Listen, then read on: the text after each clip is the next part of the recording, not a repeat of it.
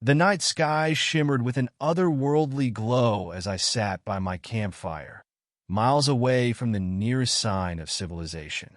I had come to this remote forest to escape the cacophony of daily life, hoping to find solace beneath the stars.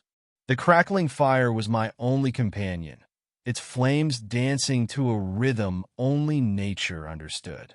But that peace shattered when I heard the sound, a soft, melodic hum that seemed to ripple through the air.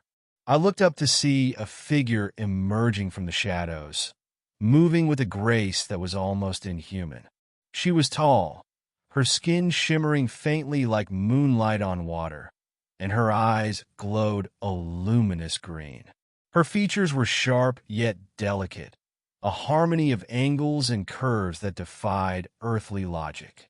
The alien woman, there was no other word for her, wore a form-fitting suit that seemed alive, shifting colors subtly as she moved.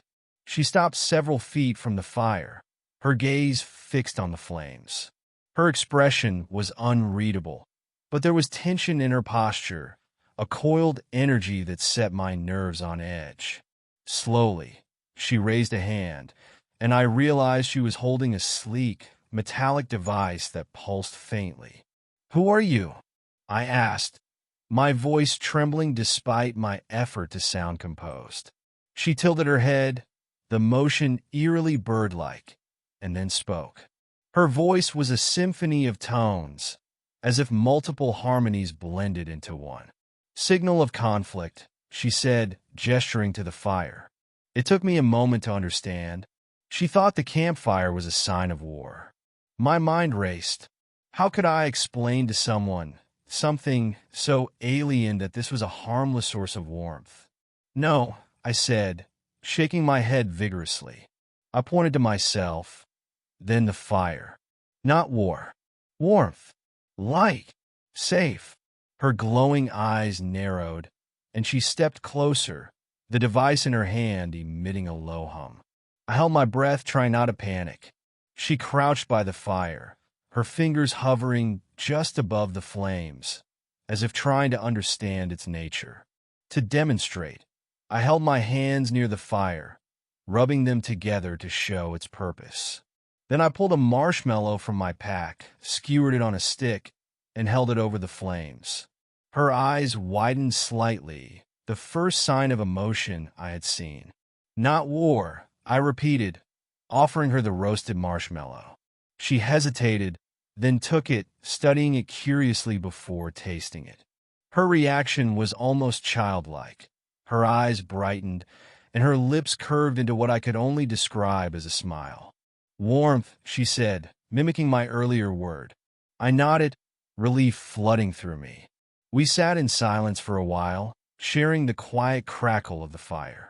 She seemed to relax, the tension in her frame melting away as she observed the flames, her curiosity replacing whatever suspicion she had harbored. After what felt like hours, she rose gracefully to her feet. She gestured to the fire, then to me, and said, "Peace." "Peace," I echoed, smiling. With a nod, she stepped back, her form shimmering as if dissolving into the night. The melodic hum returned, growing fainter as she disappeared into the darkness. I sat there long after she was gone, staring at the fire and wondering about the vast, incomprehensible universe she had come from. In the days that followed, I couldn't help but look to the stars every night, hoping for another glimpse of her. Though she never returned, the memory of that night stayed with me, a reminder that even the most alien encounters could end with understanding. And as I tended my campfire, I always left a spare marshmallow, just in case. Weeks later, my life had returned to its usual routine, though the encounter had left an indelible mark on my thoughts. One evening, as I sat in my living room reading a book, a familiar melodic hum filled the air.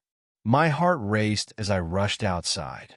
Hovering above the tree line was a glowing orb, pulsating with light.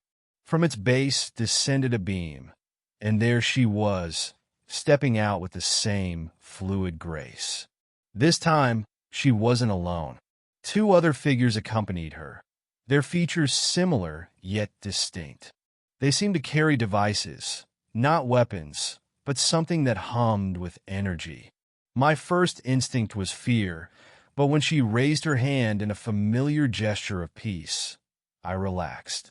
"Friendship," she said, her voice clearer now, as if she had been practicing. I nodded, unable to suppress a grin. "Friendship," she gestured to the others, who seemed to study me with equal parts curiosity and caution. I retrieved my marshmallows again, repeating the ritual that had bridged our worlds before. This time, it wasn't just one alien savoring the roasted treat, but three. Laughter, or something close to it, filled the air as we shared that moment under the stars. They stayed longer this time, communicating in broken words and gestures. I learned that their world was not unlike ours, full of wonders and conflicts, warmth and cold. When they left, they did so with a promise. She held out a small, crystalline object that glowed faintly, placing it in my hands. "Signal," she said, pointing to the sky. "Call." And then they were gone, disappearing into the night as seamlessly as they had arrived. I stared at the crystal in my hands, feeling a sense of connection that transcended language, species, and worlds. From that day forward, the stars seemed a little closer, and the universe a little less lonely. And every time I lit a campfire, I wondered if the hum of the night might bring my friends back again.